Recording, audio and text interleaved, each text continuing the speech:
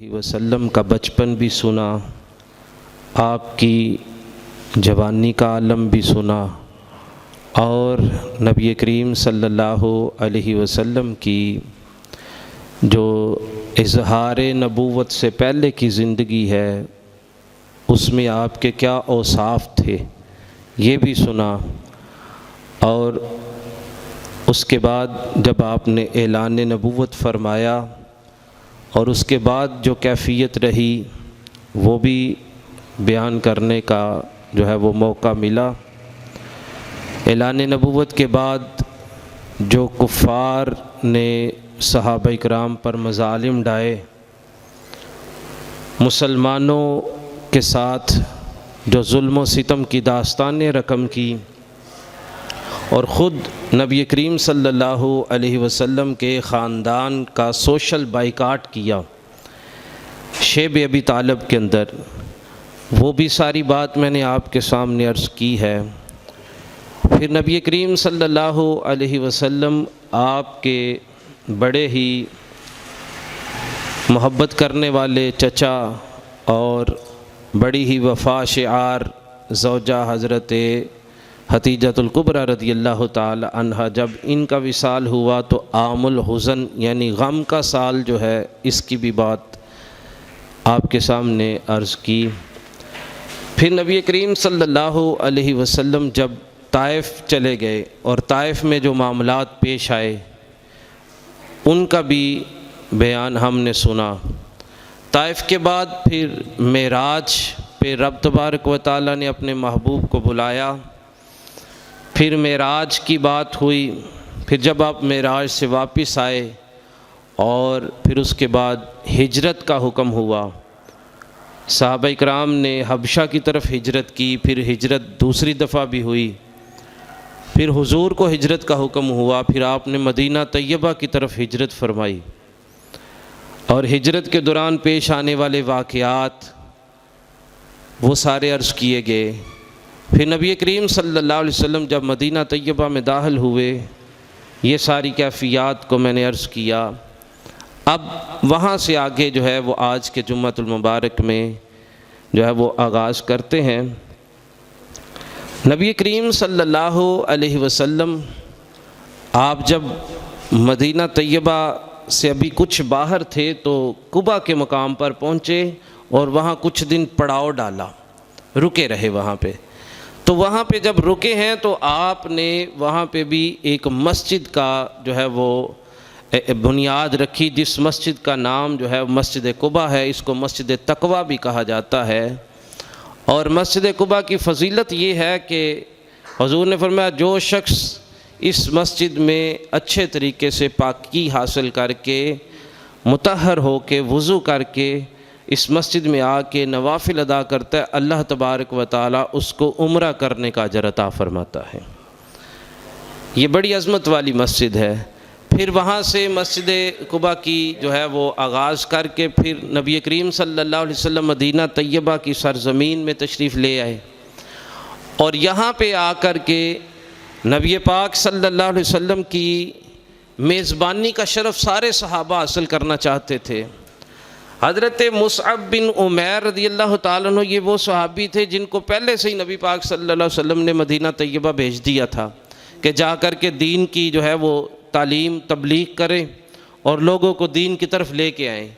اور حضرت مصعب بن عمیر رضی اللہ تعالیٰ عنہ یہ وہ صحابی ہیں کہ جنہوں نے مدینہ طیبہ کے لوگوں کی ذہنی طور پہ ان کو تیار کیا تھا کہ حضور کی آمد پہ آپ نے خوشی کتنی منانی ہے۔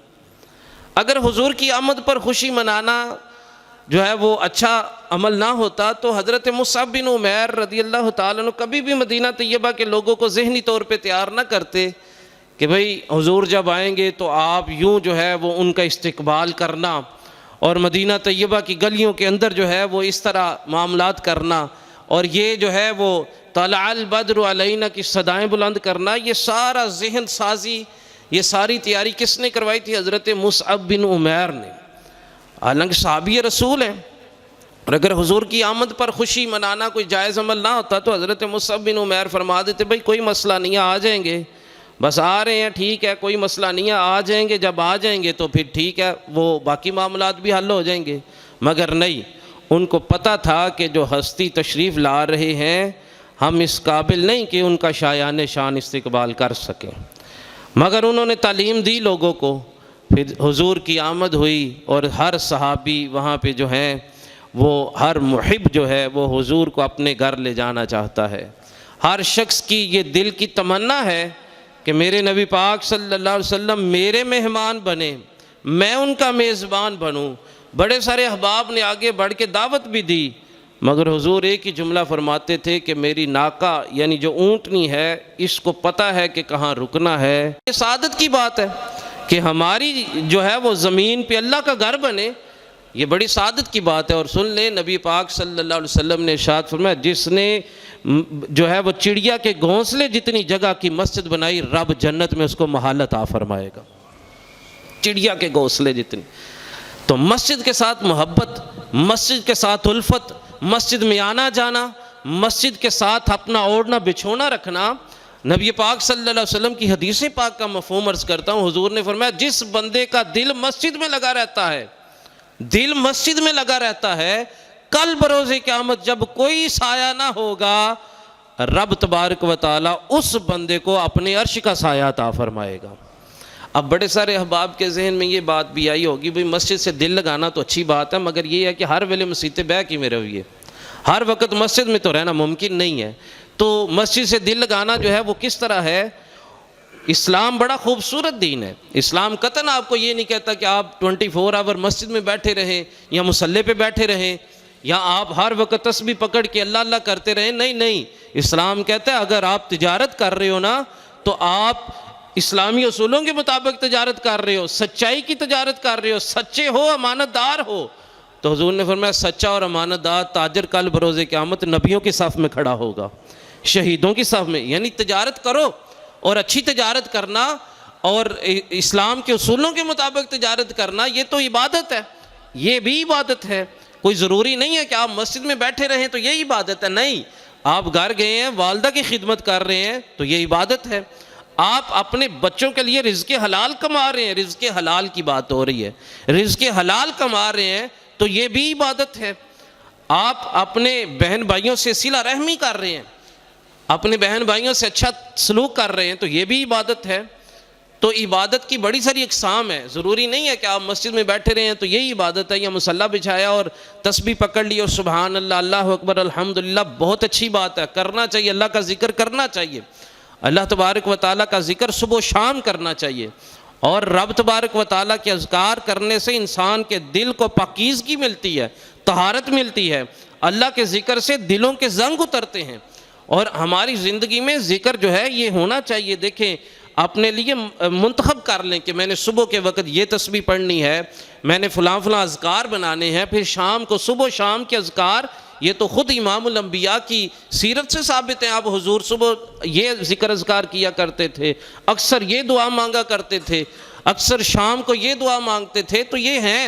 اور یہ بھی آپ جو ہیں ان کی بھی تھوڑا کوشش کریں، علم حاصل کریں، پوچھیں علماء سے کہ میں اپنی اوراد و وظائف جو ہیں وہ بنانا چاہتا ہوں، مجھے بتائیے کہ میں صبح کے وقت کون سے اوراد کیا کروں یا شام کو کون سے اوراد کیا کروں۔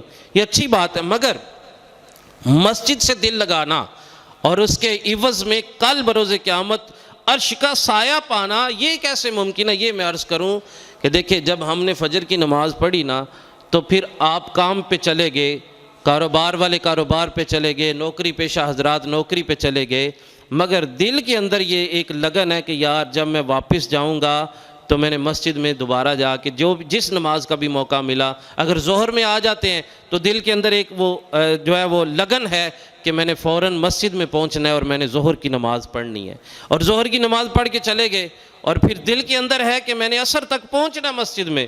اپنے معاملات کو یوں دیکھا کریں کہ یار فلاں جگہ پہ گیا تو میں تو نہیں نماز کے لیے پہنچ سکوں گا، یار میں فلاں جگہ پہ مصروف ہو گیا تو میں مسجد میں کیسے پہنچوں گا۔ تو یہ چیزیں ہیں۔ تو جب آپ اپنے معاملات کو یوں ترتیب دیں گے نا، جب آپ اپنے دن کا آغاز کرتے ہوئے اپنے ذہن میں ایک ترتیب بناتے، یار آج یہ کام کرنا ہے، وہ کام کرنا ہے، یہ فلاں فلاں کام ہے، تو ان میں اپنی نمازوں کے حوالے سے کام جو ہیں وہ بانٹا کریں۔ کیسے کہ بھئی ظہر کی نماز کے بعد یہ کام کرنا ہے اور یہ کام یہاں تک ختم کرنا ہے اور اس سے پہلے میں نے مسجد میں پہنچنا ہے، پھر میں عصر کی نماز پڑھنے کے بعد یہ کام کر لوں گا، پھر میں مغرب. اور جس بندے کا ٹائم ٹیبل، جس بندے کا جو ہے وہ یہ جدول جو ہے، جس بندے کا یہ سکیجول جو ہے وہ نمازوں کے حوالے سے بنتا ہے نا، تو پھر وہ بندہ پکا نمازی بھی بن جاتا ہے اور معاشرے میں اس کو عزت بھی مل جاتی ہے. حضور نے فرمایا جس بندے کو مسجد میں آتا جاتا دیکھو تو اس کے ایمان کے گواہ ہو جاؤ، ایمان کے گواہ ہو جاؤ.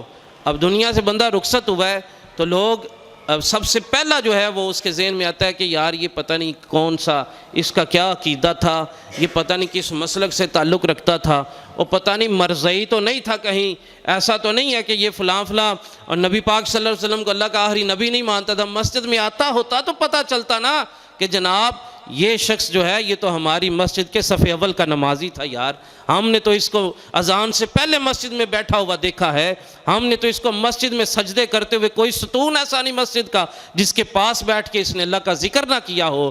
تو پھر سارا معاشرہ جو ہے اس بندے کی جو ہے وہ گواہی دے گا کہ یار آج ہماری مسجد کی صف اول کا نمازی دنیا سے رخصت ہو گیا. نمازی نماز کے لیے کھڑے ہوں گے تو جب اپنے ساتھ والے ہمسائے کو نہیں دیکھیں گے کہ یار آج وہ دنیا سے رخصت ہو گیا ہے، تو آٹومیٹکلی ان کے دل سے اس کے لیے دعا نکلے گی کہ یا اللہ ہمارا وہ ساتھی، ہماری صفوں کا وہ دوست، ہمارا وہ نمازی دنیا سے رخصت ہوا میرے مولا، تو اس کی بخشش فرما اور اس کے عوض میں ہمیں اور بھی نمازی عطا فرما. تو دیکھیں نبی پاک صلی اللہ علیہ وسلم نے مسجد نبوی کا آغاز کیا اور وہاں پہ مسجد کو تعمیر کیا، اور خود آپ نے مسجد کی تعمیر میں حصہ لیا، مزدوروں کی طرح کام کرتے رہے. پھر ایک شاندار اسلامی مرکز جو ہے وہ تعمیر ہوا. نبی پاک صلی اللہ علیہ وسلم جب اس کے بعد دوسرا بڑا مسئلہ مدینہ طیبہ کا کیا تھا کہ وہاں پہ جو مہاجرین صحابہ آئے تھے وہ ان کا انصار صحابہ یعنی یہاں کے رہنے والے، مدینہ طیبہ کے رہنے والے صحابہ کے ساتھ جو ہے وہ ایسا تعلق قائم کرنا تاکہ مسلمانوں کے بڑے سارے مسائل حل ہو جائے. سب سے پہلا مسئلہ جو ہوتا ہے نا جی، وہ سب سے پہلا مسئلہ انسان کی معیشت کا ہوتا ہے. معیشت پتہ ہے کس کو کہتے ہیں؟ پیسے، مال، اکنامکس، گھر کا خرچہ، اب آپ کا روزانہ کا جو اخراجات ہیں. اگر ایک انسان کے روزانہ کے اخراجات اچھے ہو جائے نا، روزانہ کی اس کی انکم اچھی ہو جائے، ماہانہ کی انکم اچھی ہو جائے، تو وہ ایک خوشحال شخص ہوتا ہے اور وہ ایک اچھا خوش اخلاق شخص بھی بن سکتا ہے. اب میں کسی شخص کو اس بیچارے کے پاس کھانے کے لیے کچھ نہ ہو اور میں اس کو جو ہے وہ یہ تبلیغ کروں کہ جناب آپ جو ہیں وہ خوش اخلاقی سے پیش آیا کریں، وہ کہے کہ جناب پیٹ میں کچھ کھانے کے لیے نہیں ہے تو آپ کہتے ہیں لوگوں سے مسکرا کے بات کیا کرو، سانو کھان نہیں لبدا تو مولوی صاحب نو اپنا پہ ہے. نہیں، جب تک معیشت نہیں نہ درست ہوتی، جب تک انسان کے معاشی حالات نہیں درست ہوتے، اس وقت تک آپ اس سے اچھائی کی امید جو ہے وہ اس درجے کی نہیں لگا سکتے. ہاں، نبی پاک صلی اللہ علیہ وسلم نے وہاں جاتے پہلا مسئلہ معیشت کا مسئلہ کیسے حل کیا؟ آپ نے جو مہاجرین صحابہ تھے ان کو انصار صحابہ کا بائی بائی بنا دیا. اب جب بائی بائی بنایا نا تو بڑے سارے مسائل حل ہو گئے. پہلا مسئلہ یہ کہ عرب کے اندر جو ہے وہ طبقاتی تفاخر پایا جاتا تھا، جو آج ہمارے معاشرے کے اندر بھی پایا جاتا ہے. اللہ تبارک و تعالی ہمیں دین کی طرف لوٹ آنے کی توفیق عطا فرمائے. وہ تفاخر کیا تھا جناب؟ ہماری تو ذات، ہم تو فلاں قبیلے سے تعلق رکھتے ہیں اور فلاں شخص تو جو ہے یہ تو فلاں جو ہے نیچ قوم سے تعلق رکھتا ہے اور ہمارا اس کے ساتھ اٹھنا بیٹھنا ممکن نہیں ہے. یہ ایسا تو نہیں یہ چھوٹے طبقے کا لوگ جو ہے وہ شخص ہمارے ساتھ کیسے بیٹھ لے. ہندوستان میں آج بھی ہے کہ وہ کسی شودر کو اپنے بڑے طبقے کے لوگ جو ہیں ان کے پاس نہیں بیٹھنے دیتے، بلکہ وہاں پہ تو ایک طبقہ ایسا بھی ہے کہ جس کو وہ اپنی مذہبی کتاب بھی نہیں پکڑاتے اور کہتے تم ناپاک ہو، تمہیں ہماری مذہبی کتاب جو ہے وہ پکڑنے کا حق حاصل نہیں ہے. اور ہمارے بزرگ بتاتے ہیں جو پرانے جن کو یہ یادیں یاد ہیں، وہ پاکستان جب بنا اور ہندو لوگ یہاں رہتے تھے، وہ بتایا کرتے ہیں کہ ہندوؤں کے ہاں یہ ذات پات کا جو ہے وہ بہت زیادہ پایا جاتا ہے آج بھی.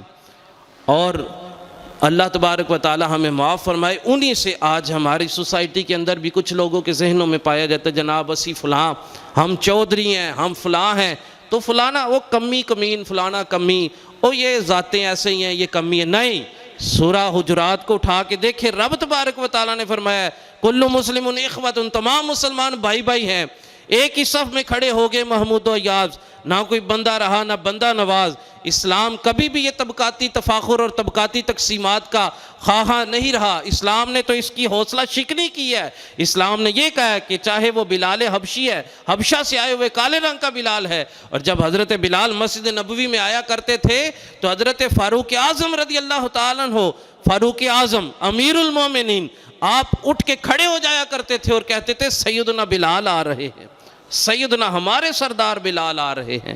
تو آپ نے وہ طبقاتی تفاخر، یہ جو اونچ نیچ تھا، ایک تو اس کو بھی ختم کیا، اور دوسرا جو مہاجر صحابہ آئے تھے، اللہ اکبر، وہ تو اپنا سب کچھ قربان کر کے آ گئے تھے۔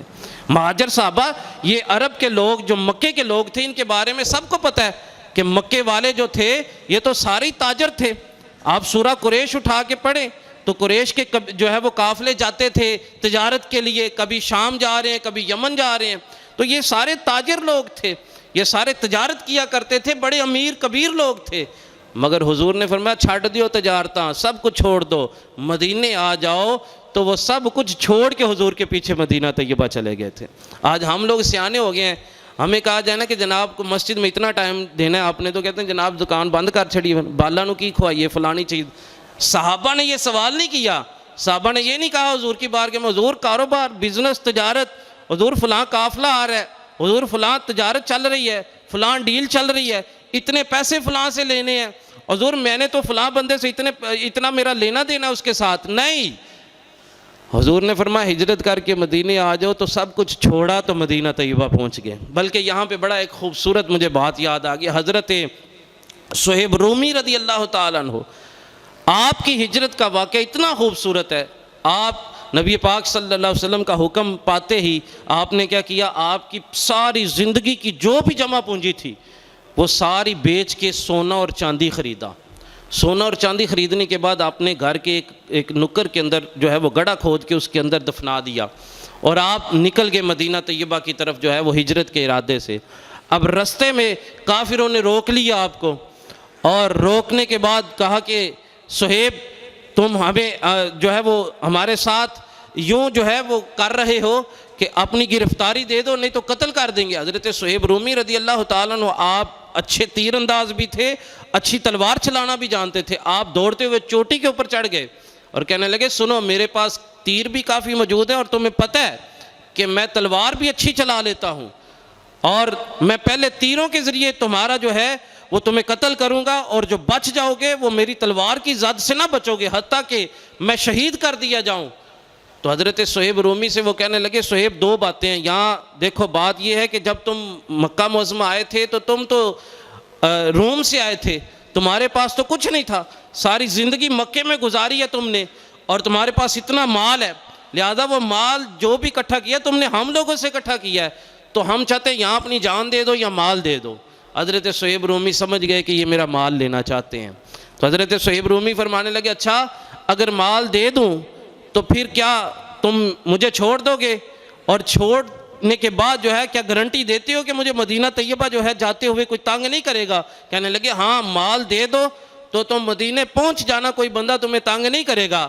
حضرت صہیب رومی واپس آئے، اور جہاں وہ سونا اور چاندی دبایا ہوا تھا، ساری زندگی کی محنت، ساری زندگی کا مال، ساری زندگی کی جمع پونجی جس کو آپ نے بیچ کے سونا اور چاندی خریدا تھا، وہ سارے کا سارا نکالا اور ان کافروں کے حوالے کیا، اور کہا ہاں اب مجھے امان دیتے ہو۔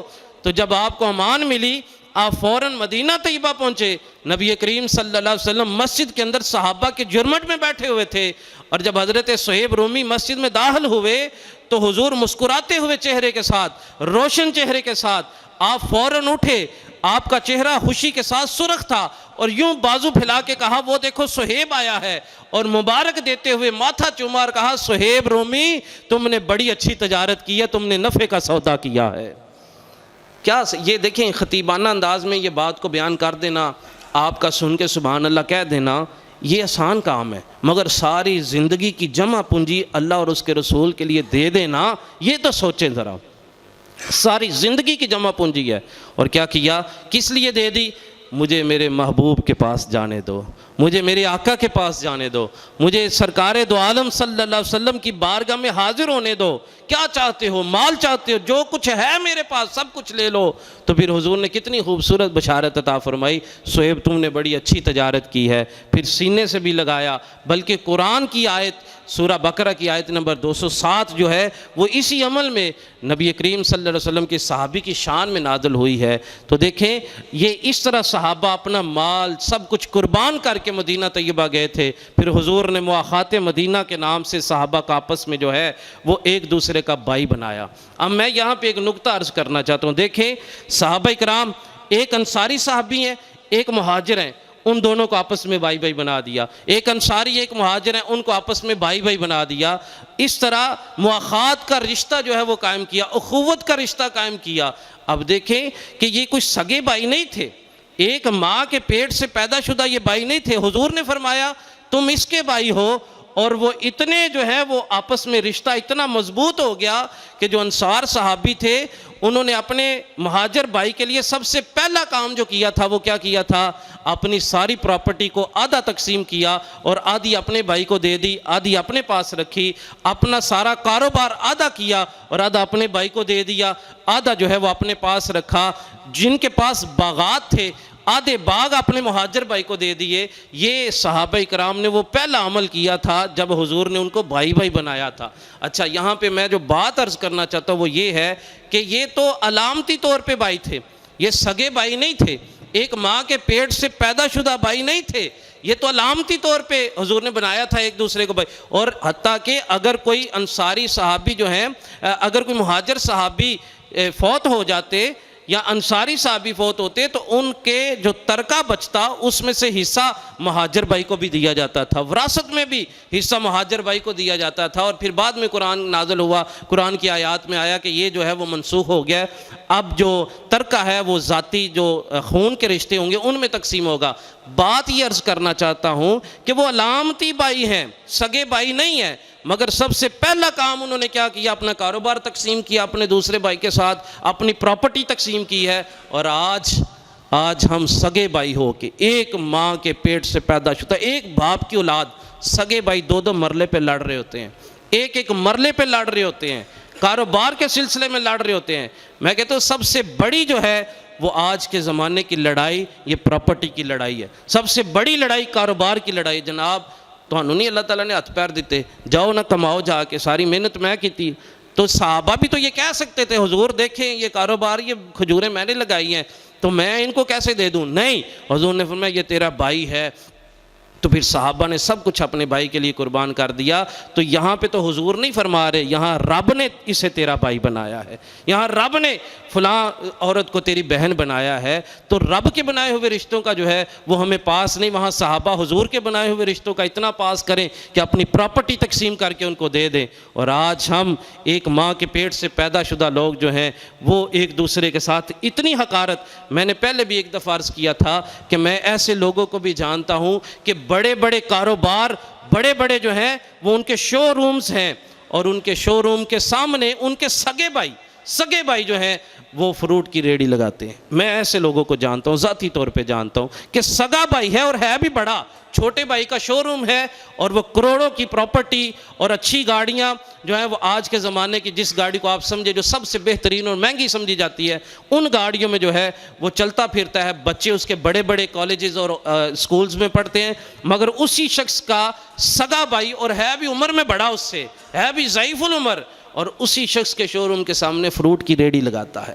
یہ ہے ہمارا آج کا معاشرہ، اور یہ اتنا دور ہے ہم سیرت طیبہ سے، اور اتنا ہمیں ضروری ہے کہ آؤ آج وہ مواخات مدینہ کا سبق پھر سے سیکھیں کہ حضور نے تو علامتی بھائی بنائے تھے، مگر ان بھائیوں نے ایسا قربان کیا، سب کچھ تن من دن قربان کر دیا اپنے علامتی مہاجر بھائی کے لیے، اور آج ہم سگے بھائیوں کے لیے جو ہے وہ اپنا سینہ تنگ کر بیٹھے ہیں۔ اللہ ہمیں حضور کی سیرت کو سمجھنے کی توفیق عطا فرمائے۔ پھر آگے میں مختصراً عرض کرتا چلا جاتا ہوں کیونکہ یہ سیرت کا ٹاپک جو ہے وہ کافی طویل ہو گیا، اور بات جب طویل ہو جاتی ہے وہ اپنا اثر کھو دیتی ہے، مگر میرا ایک ذوق یہ تھا کہ میں سیرت طیبہ کی ایک ایک بات کو جو ہے وہ آپ کے سامنے رکھوں، میں ایک ایک غزوہ بیان کروں، ایک صلح حدیبیہ سے ملنے والے تمام جو ہیں وہ اسباق آپ کے سامنے رکھوں، پھر خطبہ حجۃ الوداع میں حضور نے جو جو فرمایا، اور آج کائنات کے اندر اگر امن قائم ہے تو وہ خطبہ حجۃ الوداع کی وجہ سے ہے۔ اور اسی قوت کی وجہ سے میں ایک اور بات کرتا چلا جاؤں کہ اللہ کے فضل اور اس کے احسان سے یہ قوت کا جذبہ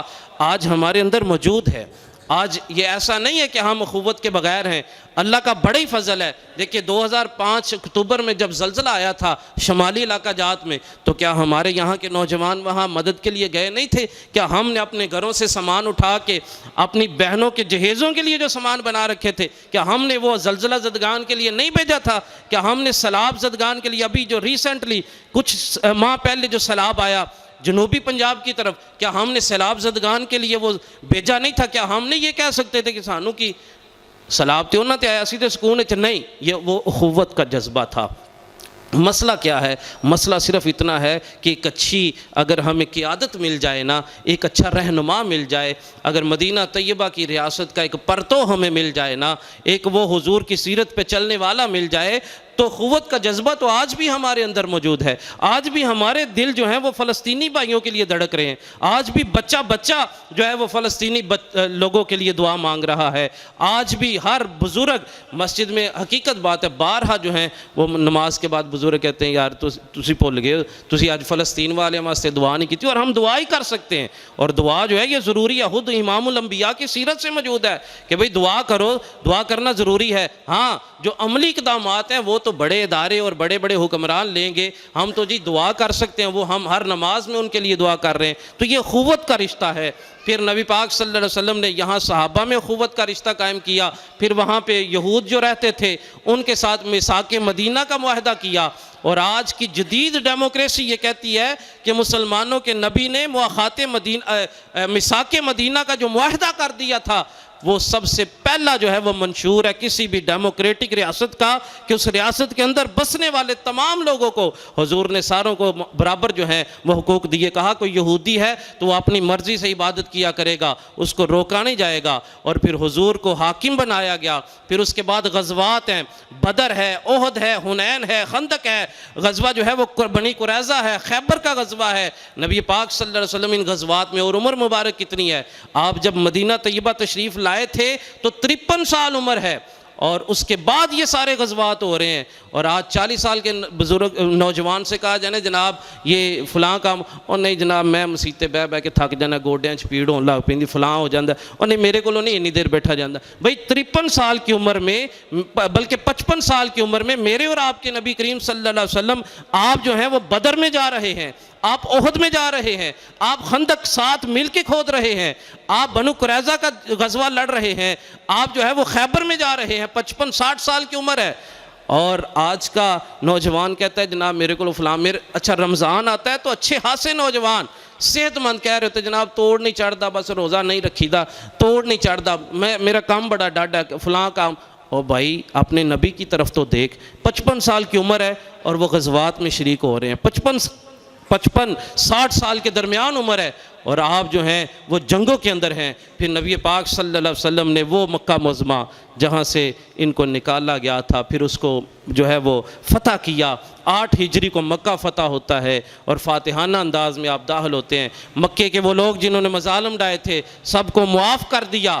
پھر اس کے اگلے سال جو ہے وہ آپ نے حجۃ الوداع کے موقع پر ایک ایسا خطبہ دیا کہ جس میں قیامت تک کے لوگوں کو ہدایت دے دی اور سارے دین کا خلاصہ بیان کر دیا۔ اگر کوئی دین کا خلاصہ پڑھنا چاہتا ہے تو اپنے نبی کے خطبہ حجۃ الوداع کو پڑھ کے دیکھو، اپنے اندر پڑھنے لکھنے کا جو ہے وہ رجحان بنائے۔ ایک غیر مسلم رائٹر کہتا ہے کہ مسلمانوں کے نبی کی بڑی کرامتیں ہوں گی، بڑے معجزے ہوں گے، مگر میں مسلمانوں کے نبی کا ایک معجزہ مانتا ہوں، اور اس نے یہ دعویٰ کیا تھا کہ میں ان قریب اسلام بھی لے آؤں گا۔ مجھے مسلمانوں کے نبی کا یہ معجزہ جو ہے وہ بڑا ہی اچھا لگ رہا ہے۔ وہ کیا کہنے لگا کہ مسلمانوں کے نبی نے اس قوم میں آ کے جو پڑھنا لکھنا نہیں جانتی تھی، جب نبی آیا تھا قوم میں پڑھنے لکھنے کا شعور نہیں تھا، اور جب نبی دنیا سے گیا تو سب سے پڑھی لکھی قوم مسلمانوں کی قوم تھی۔ آج ہم نے پڑھنا لکھنا چھوڑ دیا، آج ہمارے ہاں پڑھنے لکھنے کا رجحان ہی نہیں ہے۔ آج ہمارے ہاں کہ نبی کریم دیکھیں ہم تو اپنا قرآن نہیں پڑھتے. ایک شخص بڑی سیانی باتیں کرتا تھا, بڑی اچھی اچھی باتیں. میں نے کہا جناب یہ بڑی اچھی باتیں, بڑی حکمت بری باتیں کرتے ہیں آپ, تو آپ کون سی کتاب پڑھتے ہیں؟ تو مسکرا کے نا میں کوئی نہیں فیس بک پڑھی دی ہے. فیس بک تو سارا کچھ آ جاتا ہے. حالانکہ بک آف گاڈ اللہ کی کتاب ہمارے پاس موجود ہے. اللہ تبارک و تعالیٰ کی کتاب ہوتے ہوئے ہمیں کسی فیس بک کی ضرورت ہے یا کسی اور کتاب کی ضرورت ہے؟ نہیں ضرورت. آج ہم نے قرآن کو چھوڑ دیا. اگر قرآن کو پکڑا ہوتا نا تو آج ہمیں پتہ ہوتا کہ ہم نے جو ہے وہ اپنے ماں باپ سے کیسا سلوک کرنا ہے. قرآن پڑھے ہوتے تو ہمیں پتہ ہوتا کہ ہم نے سچ بولنا ہے, مسلمانوں کو فراڈ نہیں لگانا. ہم نے قرآن پڑھا ہوتا تو ہمیں پتہ ہوتا کہ قرآن کہتا ہے اپنے نبی کی سیرت کو اپناؤ. لقد کان لکم فی رسول اللہ اسوۃ حسنہ.